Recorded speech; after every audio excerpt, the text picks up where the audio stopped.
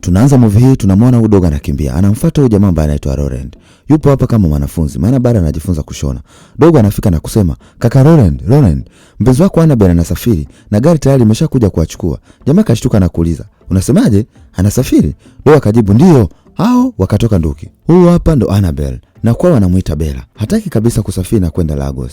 Mama yake anamfuata na kumuuliza, "Kwa nini analia kana kwamba wanakwenda mjini Lagos kufia huko?" Annabel anadai kabisa kwamba hataki kuondoka. "Annabel mwanangu, huu ni mwaka wa pili sasa toka baba yako amefariki. Wewe na Zara hamwezi hata kwenda shule.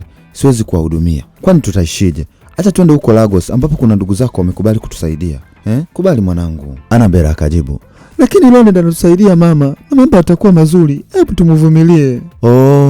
Kumbe haya yote ni kuhusu yule kijana, mtu ambaye hata yeye hajiwezi. Haya niambie, ataendelea kuiba pesa za yule mwalimu wake ili aendelee kutusaidia sisi mpaka lini? Annabel, hebu niambie. Annabel akashtuka. Mama yake akasema, "Kwani ulidhani sijui?" Annabel anajaribu kuendelea kumbembeleza mama yake akimwambia kwamba jamaa amebakiza mwaka mmoja tu a graduate, kisha ataanza kujitegemea na kuanzia hapo mambo yatabadilika, kila kitu kitakuwa sawa. Lakini mama yake hataki kumuelewa kabisa. Wakiwa bado wanaongea, mdogo wake Zara akaja, akajuza kwamba dereva ameshamaliza kupakia mizigo, hivyo wanatakiwa kuondoka. Mama na mdogo wake wakatangulia. Annabel hataki kabisa kuondoka, ila hana namna. Akiwa ndo anakwenda kupanda gari, jamaa akawa ametokea. Akaanza kumsina kumbembeleza siondoke. Akamkumbusha kwamba ni mwaka mmoja tu umebaki. Jamaa atamaliza shule, ataanza kujitegemea na kila kitu kitakuwa sawa. Akamsihi sana mvumilie. Annabel akamwambia kuwa anatamani kufanya hivyo, lakini hana namna. Hivyo inamlazimu asafiri. "Utakapomaliza masomo yako, unifuate Lagos. Tutakuwa tunawasiliana kupitia ile namba ya mama. Na usikose kunitafuta. Vile vile, tutakuwa tunakaa kwenye ile anwani ambayo niliyokupa. Please, ukimaliza mafunzo yako, uje Lagos. Nitakusubiri mpenzi wangu. Nakupenda sana." Hao wakawa wanaagana. Huyu jamaa hataki aondoke kabisa. Annabel alivyokaa ndani ya gari, akawa amevua cheni yake, akamkabidhi mshikaji kama ishara ya upendo juu yake. Mapenzi ni matamu, lakini katika nyakati kama hizi, unahisi kama unachoma mkuki moyoni. Yaani inauma. Kwa watu ambao washapitia hizi hali, watakuwa wanaelewa ninachokimaanisha. Afu vile vile mimi nashauri, wanaume tutafute pesa kwa gharama yote. Ingawa unaweza kutendwa pia na pesa zako, ila pesa ni muhimu katika ya maisha. Tuambiane ukweli. Hii ni Broken Journey, bonge la movie. Mimi ni Elias Shadrack Kamangira, the guy from East Africa. Usisahau kusubscribe, kulike, kucomment na kushare. Twende kazi. Baada ya mwaka mmoja, jamaa amemaliza mafunzo yake. Mwalimu akamkabidhi kitita cha pesa, huku akimnenea maneno ya baraka juu ya maisha yake. Akamsisitiza aendelee kuwa kijana mwema siku zote za maisha yake. Jioni tunamwona mshikaji yupo getoni kwake. Anatuma ujumbe kwa mpenzi wake Bella. Ujumbe unasomeka hivi: "Mpendwa Bella, kwa miezi kadhaa nimekuwa nikijaribu kupiga namba ya mama yako lakini haipiti. Nimejitahidi kutuma message ila sijibiwi. Nataka kukuambia kwamba nimemaliza mafunzo yangu na mwalimu amenifungashia chochote kitu. Nataka kuja Lagos kukutafuta na nianzishe duka langu la ushonaji nguo. Nitakutafuta kupitia ile address ulionipa." Akamalizia na kimoji cha kopa. Mapenzi? Hatari sana. Tunaingia mjini Lagos. Kwao na egusi, bitter leaf soup, okra soup. Niendelee kutaja? Achana hizo. Jamaa bwana ametimba huko. Anapicha mkononi ya Bella, anaulizia kila anayekutana naye. Baada ya kuhangaika kwa masaa mengi bila mafanikio, akafika dukani, akanunua maji, akaomba kiti apumzike. Yule muuza duka akamuuliza, "Kulikoni?" Akajibu, "Namtafuta mtu." Alipomonyesha picha, akasema, "Ni mzuri, ni kama nishawahi kumuona." Jamaa akashtuka, "Wapi?" Sikumbuki, ila hii sura sio ngeni."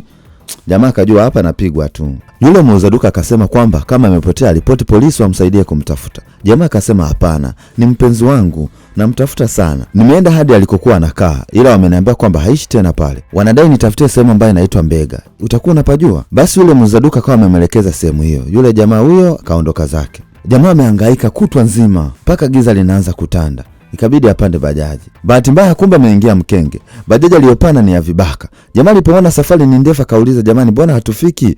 Dereva akamwambia, "Hapana, usijali, tumechukua shortcut. Mara kule kwingine mida hii kuna foleni." Ghafla akaanza kugombezwa. Wakamchomolea kisu na kumtishia kumchoma. Wakamnyang'anya begi lake na kumtupa nje. Hao wakaondoka zao. Huyu binti anaitwa Diora, ni mtengeneza content maarufu hapa mjini. Yeye na watu wake wakiwa njiani wanarudi nyumbani kutoka kwenye kazi zao za kutengeneza content, wakawa wamepita sehemu ya tukio. Basi wakamchukua jamaa na kumwaisha hospitalini. Tunakuja upande wa kina Bella. Walipofika Lagos, maisha yakawa mazuri. wanaishi kwenye jumba la kifahari. Leo hii bwana tunamwona huyo mamake na mpenzi wake Bella. Huyu mpenzi wake anaitwa Tayo, amekuja kumpitia, wanaenda sehemu. Sasa mamake akawa anamuuliza, bado hajatoka, akaanza kumuita binti yake. Binti yake alipokuja akamwambia, wewe unamchelewesha mgeni, yani kila siku wewe binti yangu sijui ukoje. Ila umependeza. Binti yake akasema asante. Akanambia, lakini mama hivi haukumbuki kwamba? Akamwambia, nikumbuke nini sasa? Niambie. Akamwambia, Tayo nisaidie kijana wangu. Akamwambia, kwa hili mama itabidi nikwambie. Kesho bwana ni sikukuu ya kuzaliwa ya binti yako. Mama akachanga akasema, tena ni kweli.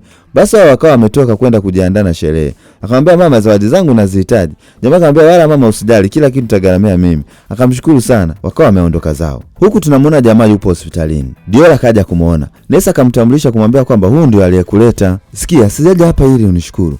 Ni kwa sababu nimesikia kwamba umekataa kula na kutumia dawa. Hivi ni kitu gani ulichokipoteza ambacho kinashinda uhai wako? Jamaa akamweleza kwamba amepoteza kila kitu. Amepoteza pesa alizopewa na mwalimu wake, hata pesa alizopata baada ya kuuza shamba la urithi. Diola kaanza kumpa moyo. Mbona kila kitu utakipata ukiwa bado unapumua? Hayo tunaweza kuyatafuta na ukayapata. Acha kujihukumu namna hiyo. Jamaa akaongea kwa uchungu. Wewe unaniambia hivyo, mimi nitaanzia wapi? Angalia, sina hata hela za kulipia bili za hapa hospitalini.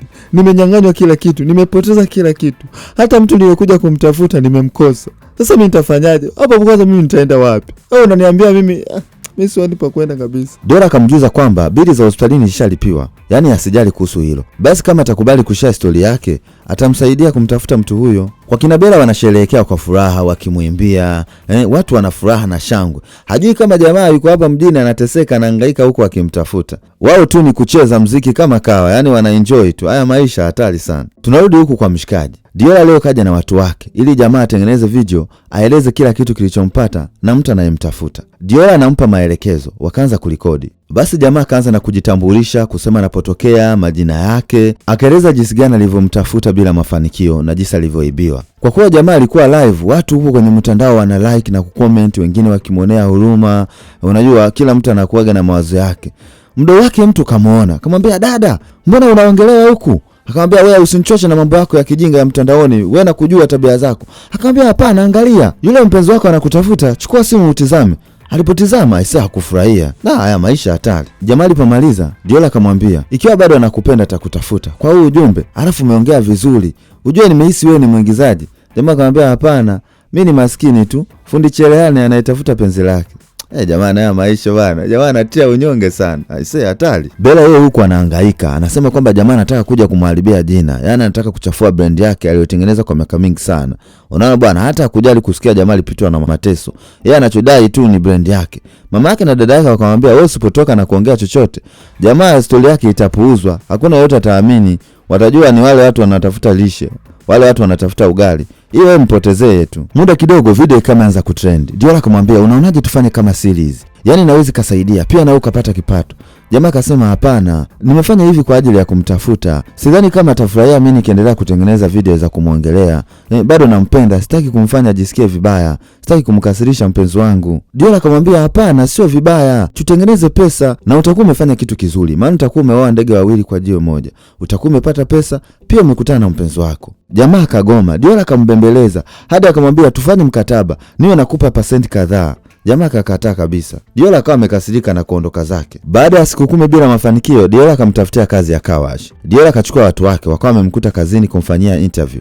Wanamhoji kuhusiana na mpenzi wake. Bado hajajitokeza, lakini bado nasubiria. Akamuliza, na hapa sasa ilikuwaje? Akasema, hapa kuna msamaria mwema ameniajiri, amenipa kazi ili niwe napata chochote kitu. Si unajua maisha ya mjini, siwezi kukaa bila kufanya chochote. Basi watu wakiangalia hizo video wanamuonea huruma mshikaji, wanaongea maneno. Wengine wanamponda sana Bella. Bella naye akiona anajisikia vibaya kabisa. Anakeraika, anaona jamaa anaendelea kumchafua. Ila kwa kuwa video zilikuwa zina trend, Diola akazidi kumsisitiza jamaa wafanye partnership, waweze kutengeneza kitu kikubwa zaidi. Jamaa akawa anakataa, akawa anasema, mimi sipendi kufanya hivyo. Mpenzi wangu nampenda, sipendi kumfanya ajisikie vibaya.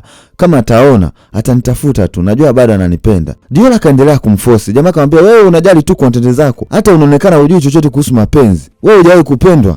Hujawahi kupenda. Yaani ni kama wewe hujawahi kupenda au kupendwa. Wewe ni mtu aina gani? Diola aliposikia maneno yale alijisikia vibaya sana. Akamwambia, wewe usijaji kitabu kabla hujakisoma ndani. Huwezi kujua nimepitia mangapi. Jamaa kataka kuomba samahani. Diola kanyanyuka na kuondoka zake. Leo Bella na mpenzi wake Tayo amekuja kumwona jamaa. Jamaa alipomwona akamkimbilia. Bella akamsukuma. Akamwambia, wewe bwana, sikupendi tena. wewe mbona unanifuatilia? Acha kunifuatilia. Jamaa kajaribu kumkumbusha ahadi zao. Akamwambia nakumbuka radha ya umaskini na sitaki tena kurudi huko. Tafadhali, nampenda Tayo, sikupendi tena wewe. Hebu jaribu kumove on. Jamaa kajaribu kubembeleza, akamwambia hapana, haiwezekani. Tena koma kutengeneza hizo content zako. Unachafua brand yangu. Hujui nilivyoitengeneza kwa wakati mgumu. Tafadhali nakuomba, move on. Endelea na maisha yako. Achana na mimi. Aisee, jamaa alijisikia vibaya sana. Bella ilipotaka kuondoka, jamaa akaichoma ile cheni. Bella akamwambia baki nayo hiyo. Sitaki hiyo vitu vya kimaskini, baki navyo. Diola naye aliumia sana. Akamwambia watu wake waache kulikodi.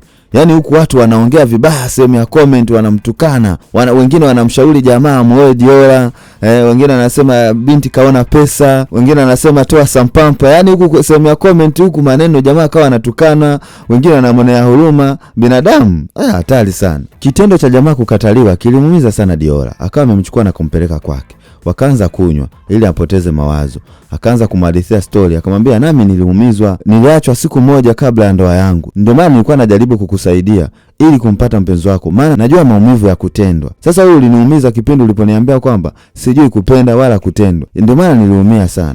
Jamaa kajaribu kutaka kuomba msamaha. Diola akawa amenyanyuka zake akaenda chumbani. Baadaye bwana Diola aliporudi akamkuta jamaa amelala hapa sebuleni. Diola akamchukua akampeleka chumbani. Jamaa anajishtua asubuhi anasema, mbona nimelala hapa? Anajichungulia anakuta na nguo. Akasema, "We, kuna nini kimetokea?" Akamwambia, "Hakuna chochote. Mimi siwezi kukufanyia hivyo. Nguo zako nimempa mtu ambaye anafua nguo na kuna mpya, ngoja nikuletee uvae." Akawa amemletea nguo akavaa. Basi wakawa wamekaa mezani wanakula. Akamuuliza, "Sasa baada ya hapa utafanyaje?" Jamaa akasema, "Nitakapolipwa kule kazini, itabidi nirudi zangu nyumbani." Akasema, "Hivyo tu? Na zile ndoto zako za fashion ni vipi? Inabidi upambanie ndoto zako." Kwa nini unafikiria mawazo haya ya kurudi huko? Usikubali kushindwa bana. Jamaa akasema mimi sina namna. Binti akasema hapana, mimi nataka kukusaidia kama upo tayari lakini. Jamaa kamuuliza lakini kwa nini unanisaidia? Unaonekana na roho nzuri sana na mimi. Binti akajikuta ameropoka. Akasema ni kwa sababu nakupenda. Baada ya kusema vile Diola akawa amesikia aibu. Akatoa akaingia chumbani. Jamaa akamfuata akamwambia hapana, huna haja ya kusikia aibu. Mbona mimi kwako pia kama nimekupenda hivi. Penzi ndo limekolea. Jamaa ameanza kazi yake ya fashion. Akawa anajiuliza wapi atatoa pesa. Diola akamwambia kwamba kuna pesa ambayo alimwekea takriban milioni 4 katika zile content walizokuwa akitengeneza. Yeye japokuwa alikataa kusaini mkataba, yeye alimtengenezea mbinu ya kuwa anamwekea hela yake pembeni. Jamaa alifurahi sana. Wakumbatiana kimahaba, alafu akaanza kumuonyesha design zake. Yaani hadi raha. Baada ya miezi 8 tunamuona Tao na Bella wakiingia kwenye duka fulani, wanaulizia nguo zao za harusi, maana wanapanga kuoana. Wakaambia kwamba bosi hayupo, ameenda Dubai kikazi, ila mke wa bosi atawahudumia. Kumbe Diola mwenyewe kaja akamuona Bella, akamkumbuka na kaanza kumkumbusha kila kitu. Kaambia ni wewe, kaambia ni mimi na tumeoana na jamaa. Pia mimi mjamzito kama unavyoona. Tunasubiria mtoto hapa. Bella kaanza kujisikia vibaya kutaka kuondoka. Jamaa kawa anamshikashika, "Mbona unaondoka? Kuna nini?" Bella akasema, "Tuondoke bwana." Akawa ametoka kaenda. Diola kama amempigia mumewe Ronald, akampa umbea. Yaani walicheka sana. Na huo ndio mwisho wa movie hii kali. Usisahau kusubscribe, kucomment, kulike na kushare. Asante.